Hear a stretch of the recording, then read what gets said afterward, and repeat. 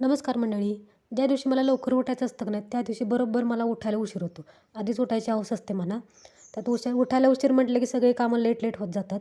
असो त्याच्यात नंतर आज मी पटकन माझं आवरून घेतलं. कारण आज मम्मी आणि बाबा येणार आहेत. म्हटलं आवरून घ्यायचं पटकन आणि निवांत त्यांच्याशी गप्पा मारायच्या.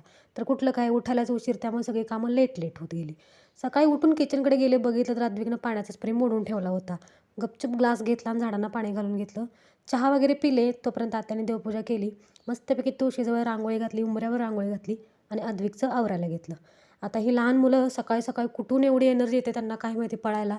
त्यांच्या मागं पळून आम्हाला दमायला होतं. त्याचं पटकन आवरून घेतलं आणि किचनकडे गेले परत स्वयंपाक करायला. स्वयंपाक वगैरे केला तोपर्यंत मम्मी आणि बाबा आलेच. आणि ती दोघं असली ना की अद्विकला खरंच कोणाची गरज लागत नाही. तो चांगला दोघांबरोबर खेळत होत्या. आणि माझ्या आईची माया बघा माझ्यावर किती आहे. भोगीचा सगळा सोलाना ती माझ्यासाठी घेऊन आली, जेणेकरून मला काहीही करायची गरज नाही. सोलनही ठेवला आहे त्या दोघींनी. तर असं असतं बघा आईचं प्रेम. तर भेटू आपण नेक्स्ट व्लॉगमध्ये. तोपर्यंत बाय.